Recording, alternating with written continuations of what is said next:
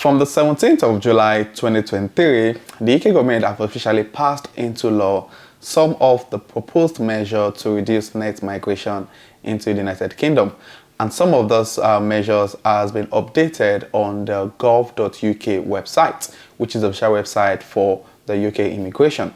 So some of the visa categories affected include dependent visa, skilled worker visa, student visa, health and care visa, and also those seeking asylum. These measures has also been put into law. So if you plan to come into the UK or currently in the UK, some of these measures affect those in the UK and those who are planning to move into the UK in the nearest future. And I'll share with you guys the full details and also my thoughts around some of these measures and some of the conditions you need to ensure that you meet if you're planning to switch your visa in the UK later in the future. So if you think this will interest you, don't go anywhere, keep watching till the end.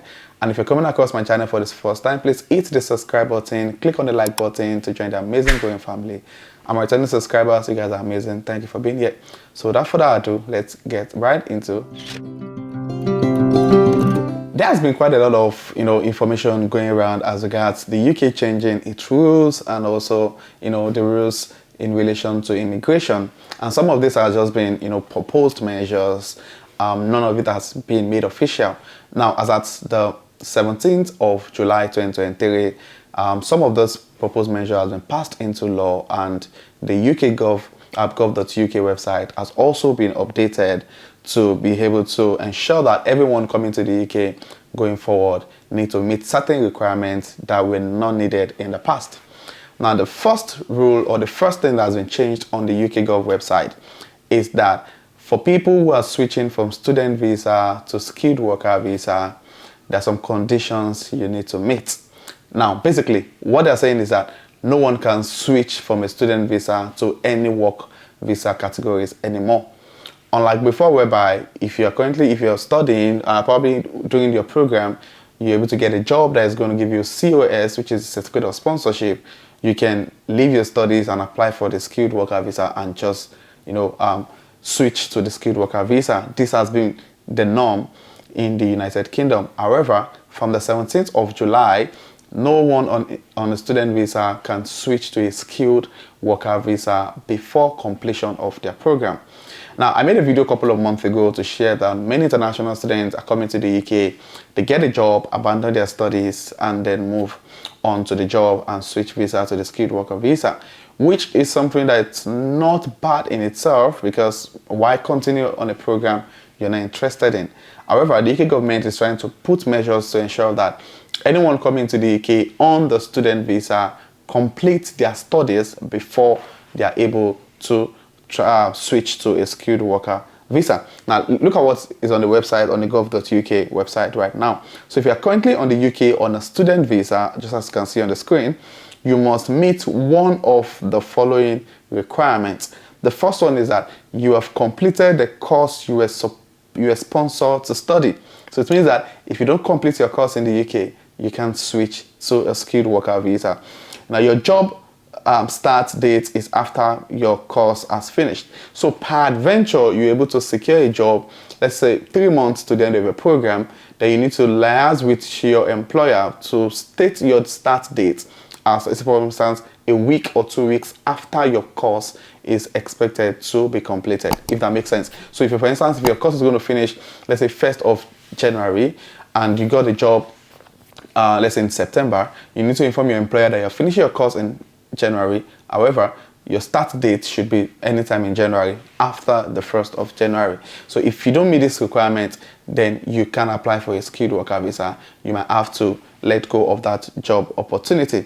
And also, you have studied for a PhD for at least 24 months. Now, before now, if you are on a PhD program, after 12 months, you can switch to a skilled worker visa if you're able to get an employer that would sponsor.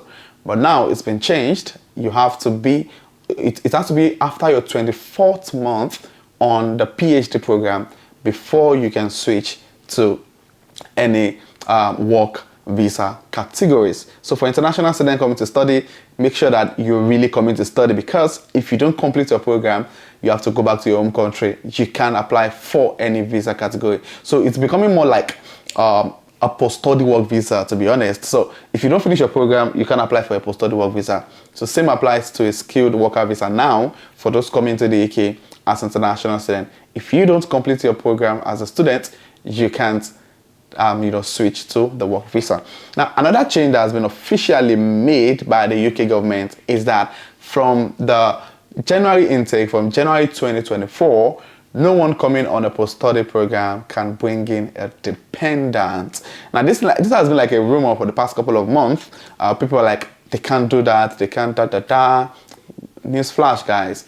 The UK government have officially announced that from January 2024, if you're not coming for a research program, which is more like a PhD program, you're not allowed to come into the UK with your dependent. Now, I've got lots of questions asked based on this, this law, that what of those who are coming in for the September 2023 intake? Yeah, if you're coming in for the September 2023 intake, you're allowed to bring in your dependents. So for those who have missed getting admission for September 2023, from January, you can no longer bring your dependents.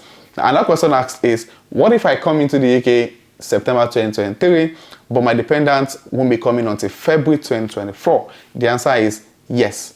Your family can still apply for the dependent visa next year, in as much as they are coming into the UK with a primary applicant who came in by September 2023.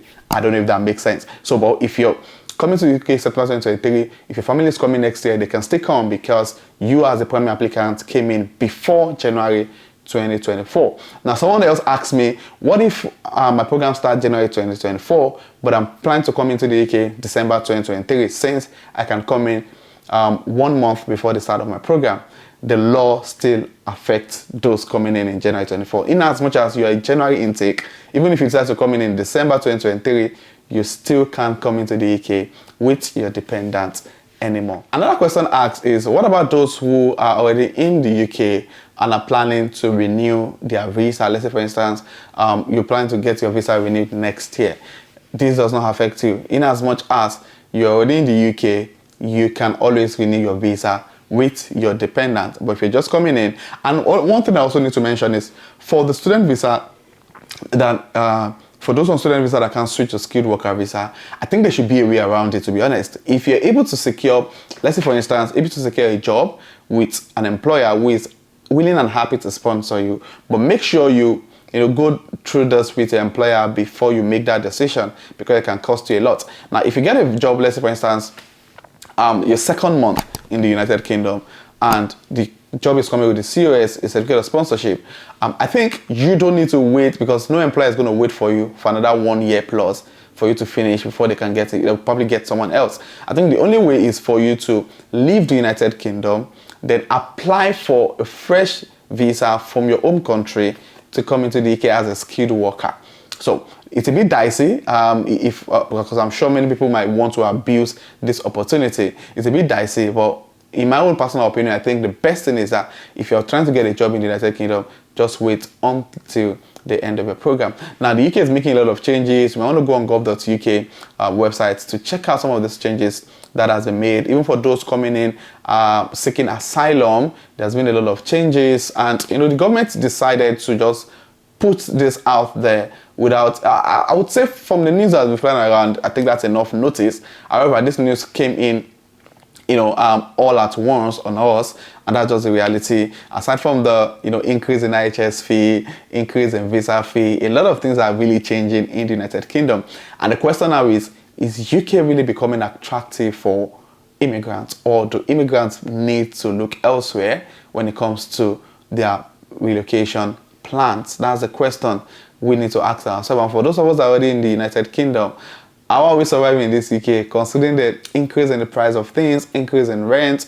Now the UK government is increasing IHS fee and visa fee. Everything is going on the rise. How do we plan to survive? Do we have exit plan? That's the question that only you can answer yourself. Alright guys, so if you find this video useful, click on the like button. If you're coming across my channel for the first time, hit the subscribe button. And my returning subscribers, you guys are amazing. Thank you for being here. I really do appreciate you guys. So this will be the end of this video, and I will definitely see you guys in my next video. Thank you.